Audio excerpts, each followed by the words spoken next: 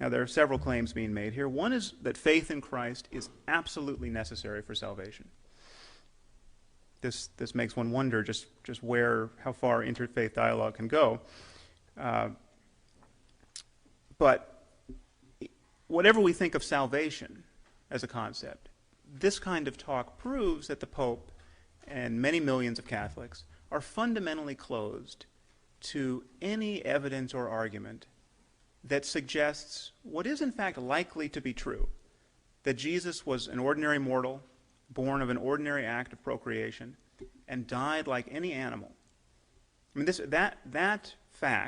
facts, would be fundamentally corrosive to the belief system of Christians.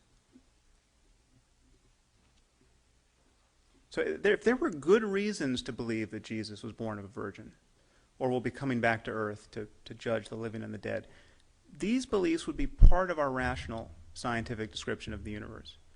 These are claims about physics, these are claims about biology. The only reason why a person needs faith to accept these claims is because the evidence for them is remarkably thin. So I really think it is time we admitted that faith is really the permission that religious people give one another to believe things strongly when reasons fail. I think it's important to point out that there is no other area in our discourse where we consider this an acceptable practice. Now, there are, of course, many people who argue that there is no conflict between religion and science. How do they do this? Well, here's how the trick is done. First, they argue that science cannot prove that God does not exist. You know, atheism is a faith. Atheism is the faith that there is no God. Can you prove that Jesus was not the Son of God? Can you prove that he did not rise from the dead on the third day? No.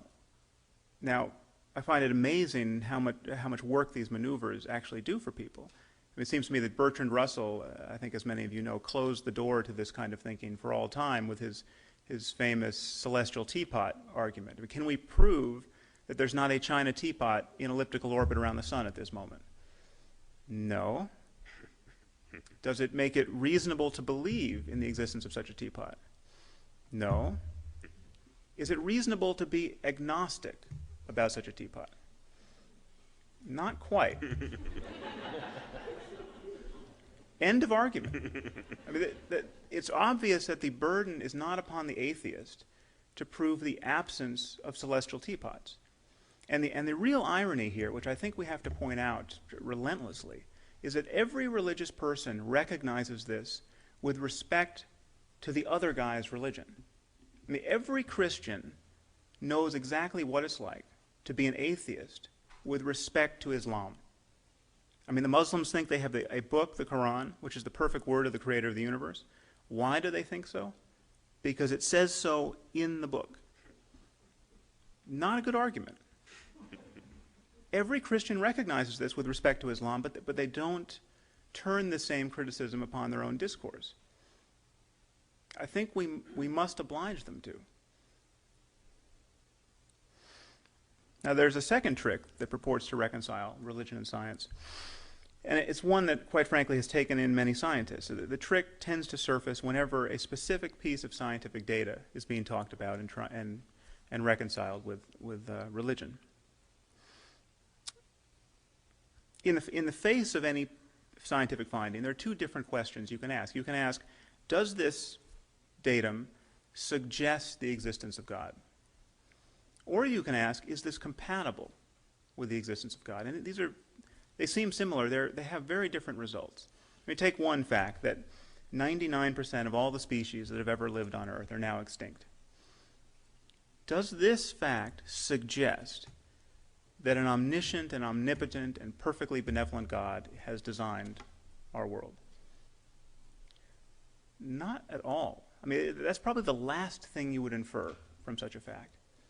But ask the other question. Ask, is this fact compatible with the existence of the biblical God? The answer to that question, of course, is yes, and it is always yes. You simply must add caveats like, Who can understand the will of God? He may have wanted to destroy his creation for some reason that surpasses our understanding. And of course, you can do this with human events. You look at the Holocaust. Would a reasonable person looking at the Holocaust, at the fact that millions of people were herded into ghettos and terrorized and then murdered and reduced to ash by their neighbors, would you look at that series of events and say, well, there's probably an omniscient and perfectly benevolent and all-powerful God taking an interest in human affairs? You wouldn't. But is it compatible with the biblical God? Of course. You simply must say, God was very pissed off at the Jews, or we have something called free will, and God could not deny the Nazis such a golden opportunity to sin. Who can understand the will of God? As scientists, I think we have to observe that there is a profound difference between acquiring a picture of the world through dispassionate analysis of the facts and acquiring it through patent emotionality and wishful thinking, and then only then looking to see if it can survive contact with the facts. Given the gaps in science and given the elasticity of religious thinking, it will always be possible to reconcile the most gratuitous nonsense with our modern scientific worldview. This is not the same thing as having scientific reasons to believe in God.